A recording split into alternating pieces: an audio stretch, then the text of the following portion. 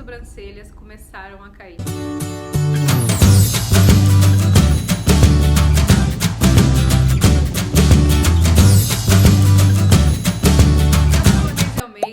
Designer de sobrancelha e micropigmentadora. Preparei esse vídeo especialmente para abordar um tema que é um tanto quanto polêmico aí no mundo da micropigmentação. Muitas pessoas se deparam com o procedimento de micropigmentação e logo em seguida tem uma queixa, não é muito comum, mas acontece, é de ter uma queda de fios da sobrancelha logo no primeiro mês, logo após aí a micropigmentação. Isso é possível? Será que tem alguma relação com isso? Pois bem, o que acontece é o seguinte, a gente precisa entender, vamos falar um pouco da histologia da pele. A pele, ela é dividida em algumas camadas e nós, que somos micropigmentadores, trabalhamos em uma camada que não é tão profunda. Já os pelos da sobrancelha, eles crescem numa camada um pouco mais profunda, o que a gente costuma chamar de folículo piloso. Ele cresce numa camada abaixo da região onde nós micropigmentamos.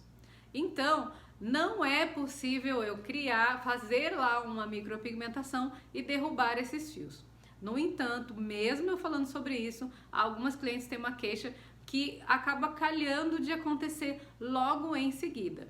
É muito importante a gente falar que o fio ele é dividido em 3 fases. A fase anágena, catágena e telógena. No entanto, quando a cliente passa por algum processo de estresse, por exemplo, muitos se falam que quem faz alguma cirurgia onde acabou tendo passado por uma anestesia geral ou local, acaba sofrendo aí uma queda excessiva de cabelos, de fios, enfim. Só que não existe nenhum estudo científico que comprove isso.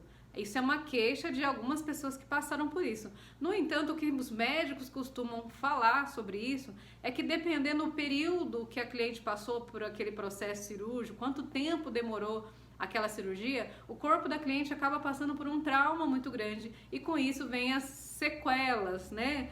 Que é o que? Esses efeitos rebotes que acontecem depois de um grande trauma, o nosso organismo reage e a gente acaba sofrendo um trauma e uma queda excessiva de cabelos e consequentemente de cílios e sobrancelha.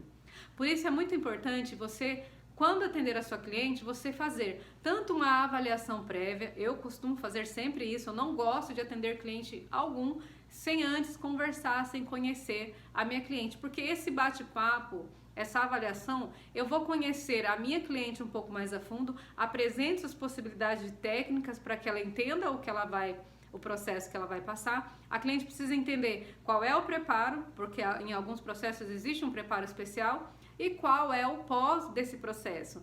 E esse diálogo se acontece na hora que você faz essa avaliação. E ter em mãos a ficha de anamnese vai fazer com que você entenda e relate ali, coloque ali no papel, como que está o estado de saúde, o estado emocional dessa cliente, se ela está fazendo algum tratamento também com medicações, ou falta de repente de algumas vitaminas, enfim. Tudo isso é um reflexo para a gente entender se depois no pós-atendimento, no pós-procedimento acontecer alguma relação. Mas é importante você relatar para a cliente o seguinte, que como eu falei agora há pouco, sobre a camada onde a gente faz a micropigmentação é muito distante da onde nascem os fios. Então, é impossível eu fazer a micropigmentação e prejudicar essa fase. No entanto, eu acabei de dizer que o fio passa por 3 processos de crescimento.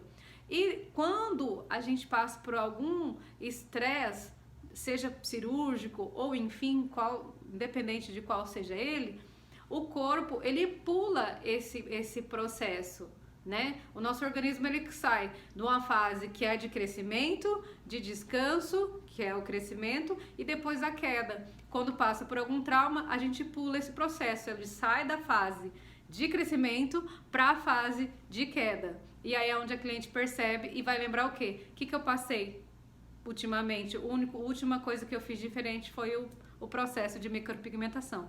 O que pode acontecer, que às vezes é comum, é na hora da gente passar tanto o tebore ou a agulha na hora do procedimento, causar uma queda, mas uma queda local ali por causa da frição que a gente passa ali com a agulha, esse movimento, essa limpeza que a gente vai fazendo e passa agulha ou passa tebore, limpa, passa sabonete, essas coisas. Então pode ser que tenha alguma queda pontual, nada exagerado e nada que seja relevante para cliente se assustar e imaginar, tipo assim, nossa, ela prejudicou o processo, traumatizou aí o fio e ele não cresce mais. No entanto, também é muito importante a gente relatar que na hora de procurar um profissional, que você procure um profissional habilitado e que sabe exatamente implantar o pigmento na camada certa, use produtos de qualidade para que não traumatize muito essa pele, porque com certeza esse pós-micropigmentação vai ser muito tranquilo, tá bom? Então espero que esse vídeo possa ter ajudado. Se você achou relevante, comenta comigo aqui, deixa seu comentário aqui embaixo me contando se você já teve alguma experiência assim, se você já, como cliente, já passou por isso, o que você acha sobre o que eu disse, e se você, profissional, já teve alguma queixa em relação a isso. E espero ter ajudado vocês de alguma forma, tá bom? Já curte para marcar presença aqui nesse vídeo para eu saber que você participou dessa aula aqui comigo também, tá bom? Um forte abraço, um grande beijo e espero vocês no próximo vídeo.